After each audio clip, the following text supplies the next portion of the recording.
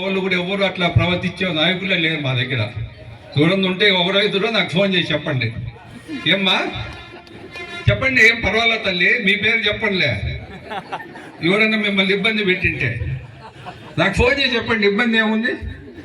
అది కూడా ఎవరన్నా డబ్బులు ఆశించినా, ఏదన్నా మిమ్మల్ని ఇబ్బంది పెట్టినా, మీ భూములు అడిగినా, మీ భూములు తీసుకున్నా, ఆన్లైన్లో ఎంఆర్ఓతో మాట్లాడి మోసం చేయాలని చూసినా నాకు ఖచ్చితంగా చెప్పండి తల్లి.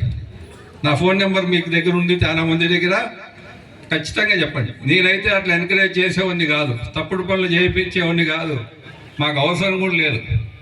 రాజకీయాల్లో ఉండేది ఏదో మా నాయన కాలం నుంచి రాజకీయాల్లో ప్రజలకు సేవ చేయాలని ఉన్నాం కాబట్టి కంటిన్యూ అవుతున్నాం తప్ప ఏదో రాజకీయాల్లో ఉండి ఇసుక తోలుకోవాలా, మట్టి తోలుకోవాలా, భూములు అమ్మేయాలా, కరప్షన్ చేయాలా, ఆ ఉద్దేశం మాకు లేదు, మా నాయకులకు లేదు. నాకు తెలిసినంత వరకు ఏ మండలంలో కూడా ఈరోజు మేము అట్లా పనులు చేసేది ఉంటే ఇన్ని సంవత్సరాలు 64 సంవత్సరాల నుంచి రాజకీయాల్లో మీరు మాకు ఓట్లు లేదు. అవునా కదా చెప్పండి. 64 సంవత్సరాలు మా నాయనకు 62లో ఓటు వేసినారు, నాకు మళ్ళీ 2024లో ఓటు వేసి 64 సంవత్సరాల ముందు మా నాయన ఎమ్మెల్యేగా గెలిపించినారు. ఎందుకు వేస్తారమ్మా?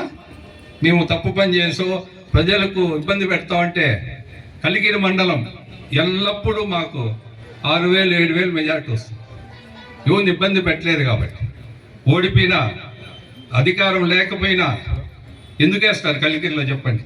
మంచితనం వల్ల, మా కుటుంబం చేసిన మేలు వల్ల, 10 మందికి సహాయం చేసాం తప్ప ఎప్పుడు ఎవరికి చెడ్డ చేసింది లేదు.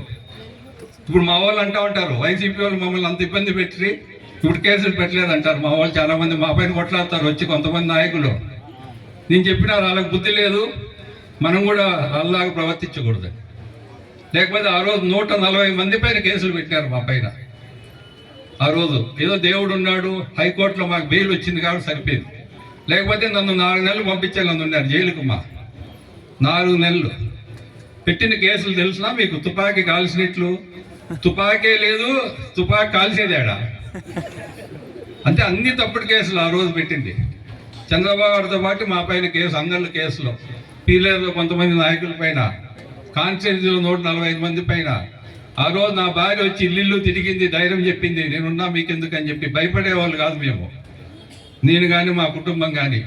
కేసులు పెట్టి నన్ను లోపలేసి 140 మందిని లోపలేసి ఎలక్షన్ వచ్చేస్తుంది, అంత లోపల మేము బయట రాము, ఎలక్షన్ చేసుకోవాలని చూస్తున్నారు వైసీపీలో. అసలు కథ అది. దేవుడు మాకు అనుకూలంగా బెయిల్ వచ్చింది హైకోర్టులో. నా భార్య ఇల్లు తిరిగింది, ధైర్యం చెప్పింది. కేసుల్లో అందరికీ బెయిల్ తెచ్చిన, అరెస్ట్ కాకుండా పాపం పీలేళ్ళు 2-3 అరెస్ట్ అయినారు. చేపల సూర్య ఒకడు అరెస్ట్ అయినాడు, రెడ్డి ముని ఒకడు, సందీప్ ఒకడు. టకాని పోలీసులకు తెలిపినారు. అప్పుడుండే సిఐ గారు వీళ్ళు ముగ్గురిని అరెస్ట్ చేసి మదనపూర్లో జైల్లో పెట్టారు, తప్పుడు కేసు. మేమంతా బయట ఉన్నాం. నా భార్య పోయి దానిలో జైలుకి పోయి చూసి వచ్చింది. నా భార్యకు అసలు జైలే తెలియదు ఎట్లుంటుందో. నాకు చెప్పింది జైలు కూడా పంపించిన ఉందని చెప్పింది వాళ్ళు వచ్చిన తర్వాత. తప్పదు, ఇంకా మన కోసం జైలుకి పోయినాక తప్పదు కదా అని చెప్పిన. కాబట్టి నేనుంటే కూడా వచ్చి చూడాల్సి వచ్చు కదా, ఇంకా రాళ్ళు మన వాళ్ళే కదా, తప్పదు పోయా అని చెప్పిన జైలుకు. మదనపల్లి జైలుకు పోయి వచ్చిన. ఎందుకు చెప్తున్నా అంటే వాళ్ళు చేసిన అరాజకాలు వైసీపీ నాయకులు ఆ రోజు మేమంతా తట్టుకొని నిలబడినాం కాబట్టి ఈరోజు మీ ముందర ఉన్నాం ఆ రోజు. కాబట్టి మీరందరూ ఎల్లప్పుడూ రుణపడి ఉంటుంది మా కుటుంబం కానీ, తెలుగుదేశం పార్టీ కానీ. మాకు ఇన్ని ఓట్లు వేసి గెలిపించారు మీరందరూ కూడా. ఈరోజు అంతా భోంచేసిపోదామ్మా, అందరము ఉండండి ఓపికగా. నేను కూడా మీతో భోంచేస్తా, అందా క్యాంటీన్లో అందరం భోంచేసిపోదాం. అందరికి తెప్పించినారా?